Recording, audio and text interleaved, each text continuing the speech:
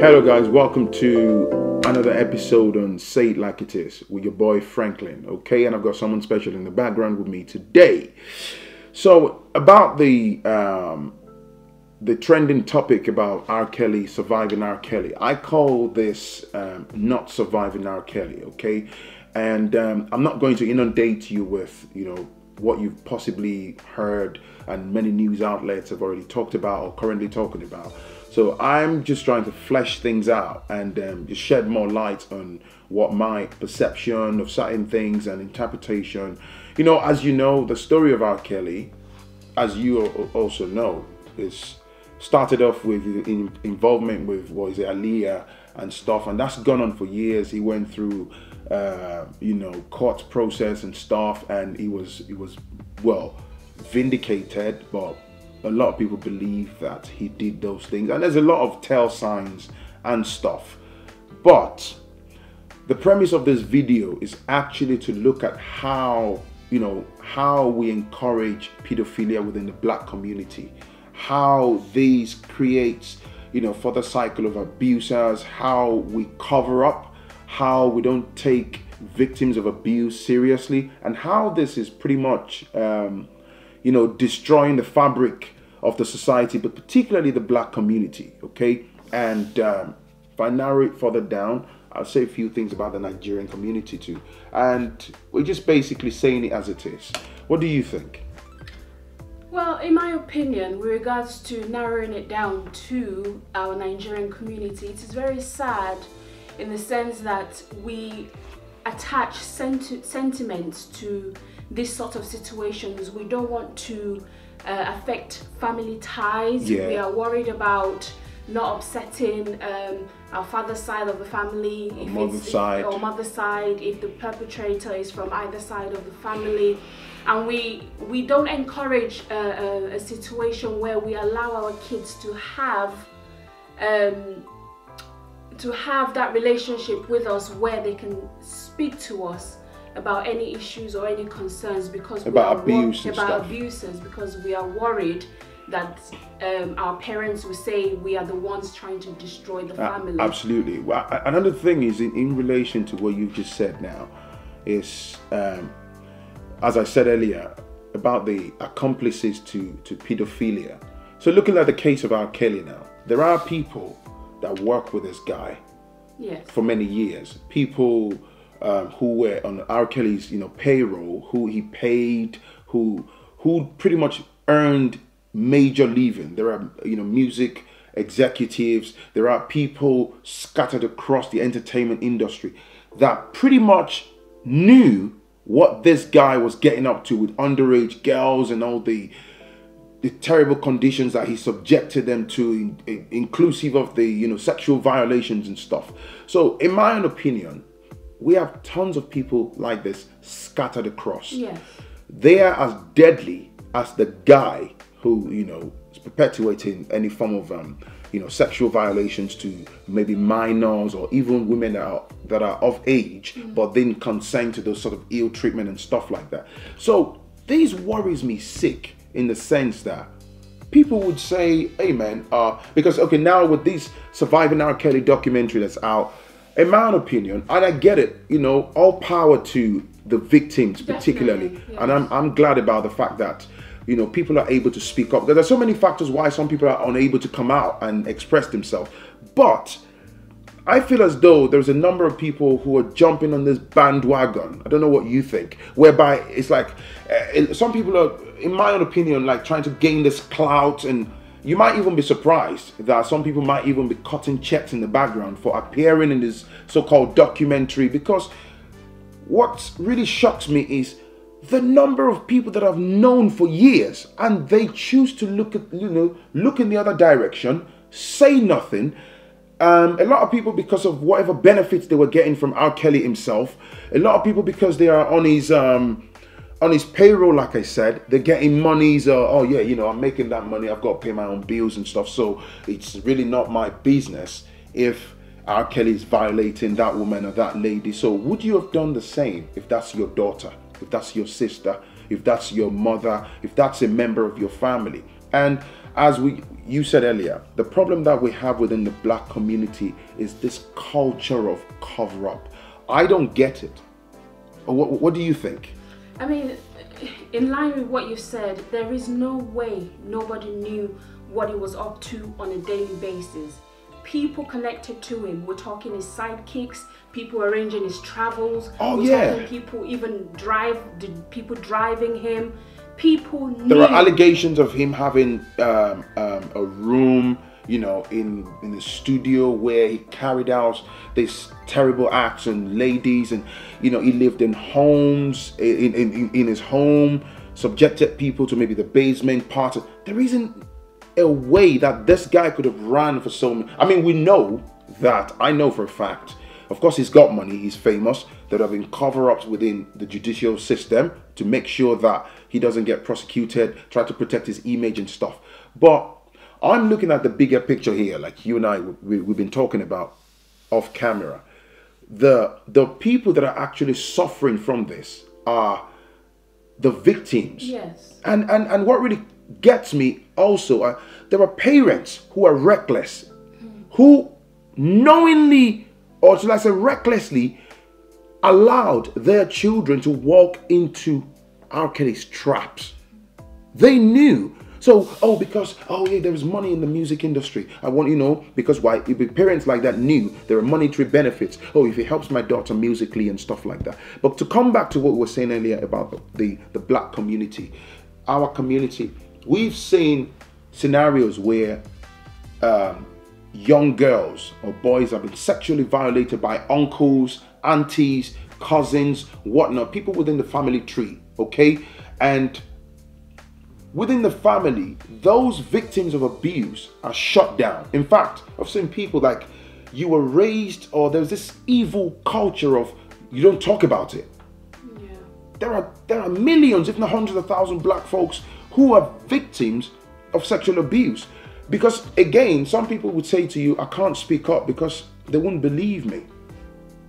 So somebody who is being abused, who has bottled that, how do you say, that truckload of, you know, cycle of abuse, they've not received any help and stuff, there's a likelihood of those people to turn out to be abusers themselves. Yeah. And that's not to justify being an abuser, but the culture of where people apply, the sentiments. And in families, you know, you're a little girl, your uncle is just fiddled with you, abused you. You get situations where moms and dads will silence you because they are latching onto that family ties and, you know, trying not to upset anybody. They would rather keep their relationship with that beast of an uncle, beast of an auntie, and silence that child and keep you quiet or threaten you to cut you away from the family or do X, Y, Z to you. What do you think we need to do differently as black folks? What do you think? In my opinion, we need to create an atmosphere for our children to be open with us. Right. Regardless of who it may be that have created an unpalatable atmosphere for your children. For example, they've done something to your children. Right. You need to be able to have a relationship with them so they can come to you and speak with you. Exactly. Encourage them that they are not in the wrong. It is not their fault. These perpetrators will tell your children it's their fault. If they tell anybody, then they will not be loved, or something bad will happen to them. Or I cannot believe, and you know, let's use legal terms, like a common legal term that there are allegations. These are ongoing allegations against R. Kelly with the mountain of evidences and stuff. I cannot believe there are still black women literally slinging themselves at R. Kelly. This guy is still selling out venues. Like, people are literally buying tickets. Like, what more do you need? You're supporting, they say what? Alleged. It's crazy, man. I saw some comments online on social media where people are literally saying, what's that thing that somebody said about, R. Kelly sees me, come and choke me. Take me as an hostage. Take me as a hostage. Basically, off the back of the ongoing allegations. So what you're saying indirectly to the abusers, people that have been subjected to this evil cycle, is you don't care. You don't give a shit about them. in exchange for what? For a music catalog? For that same perpetrator to stand on. So basically, these people are saying, oh, if R. Kelly abuses your child, you still go and buy his ticket. I was also, you know, I think we've already covered it. Silent accomplices are as deadly as the perpetrators of the act. Yes. Because it's one thing to say somebody sexually violates someone through a form of pedophilia, which is somebody underage, or rapes a woman. But if you know and you look in the other direction, it's the same thing we say about white folks who see other white folks. Like, you see somebody being racist towards a black person, and then you just, oh, okay, yeah, and you walk in the other direction. You are as bad as the person who carried out, you know, that racist act. So I don't get it, because, like I said, this is why I'm angry that with this documentary, and as I say, in the midst of all the you know, the whole thing going on, my heart goes out to you know, the victims. Definitely. They need all the help they can get and stuff. But there are so many, there's a massive network within the music industry. People know so much. I've watched tons of videos. You can tell, it's obvious.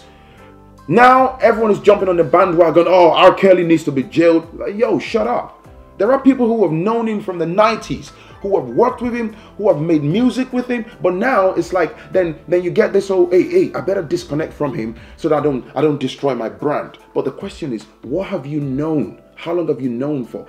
Hey, you get a pass if maybe you worked with him, you earned money with him, you never knew. You have no clue. It's like being in the house and you never knew a pedophile is upstairs, sexually violating a boy or a girl. You never knew. Hand on your heart, you never knew. But if you know that your husband, your wife, your cousin, your brother, or somebody within the family has done something and you chose to be silent, not say anything, I think you are as bad as they.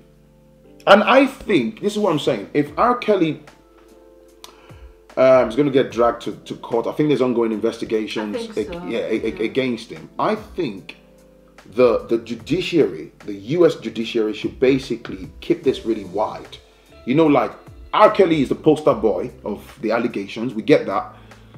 But they should go far and wide and look into who are the persons that knew things and kept quiet, and they should be brought to the dock and say, okay, you worked with him in so and so time in these circumstances when this abuse and that abuse happened to that child, when he married Aaliyah and all that stuff. There's so many comments coming out now that people knew. Oh yeah, I knew that dude, man. I knew. Okay, so what did you do? And also that this ties into this attitude in the black community about if you tell on someone, because I think there's so many hypocrites.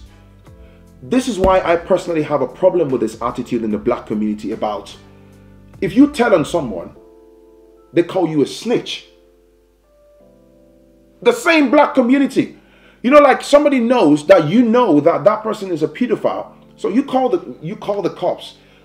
The same people will say, they will point you out and say, oh, you're a grass. Oh, you deserve to be killed. You deserve to be attacked. And this is a vicious cycle.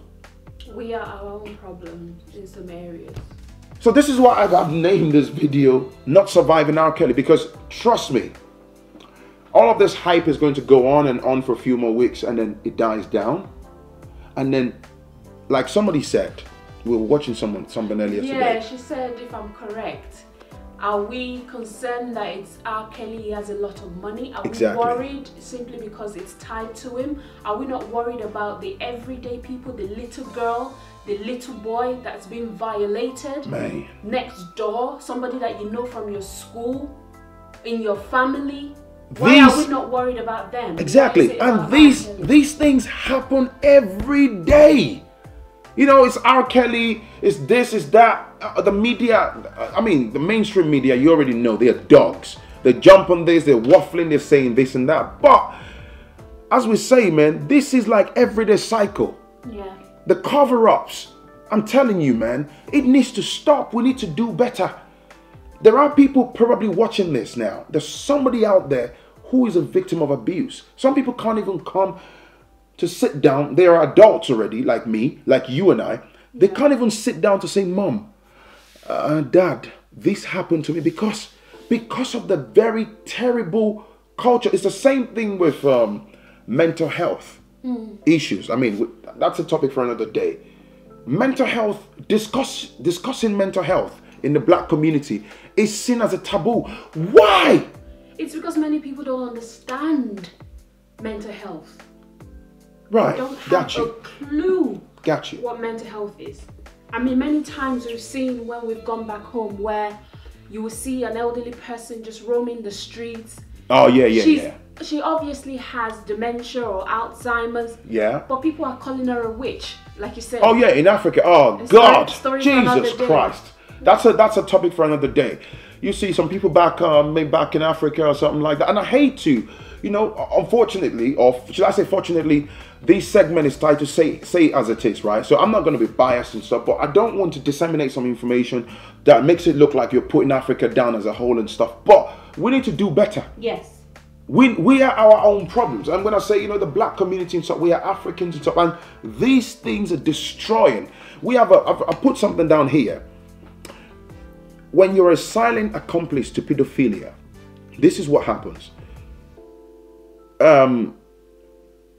You cover up because of, by applying sentiments and latching onto family ties and stuff, instead of you dealing with the issues and exposing the abusers. What you do is you create a vicious cycle that recreates more abusers. One, the abusers actually, they further emotionally, mentally destroy the abused because you cover them, right?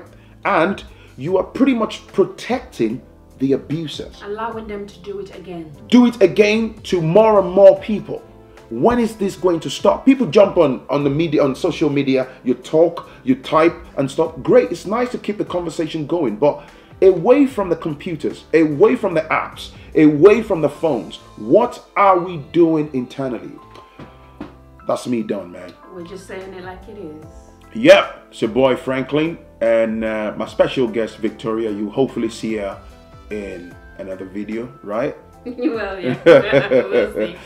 And hit the like button, hit the subscribe button, show your love, man. This topic is, really heavy on my mind, on our minds, respectively. And I thought, why not? I hit the record button and just put out, our views with you people. Let's keep the conversation going below. What do you think, about the black community? What do you think we need to do more and how we need to better ourselves? I'll see you in the next one, man. Peace. Bye now.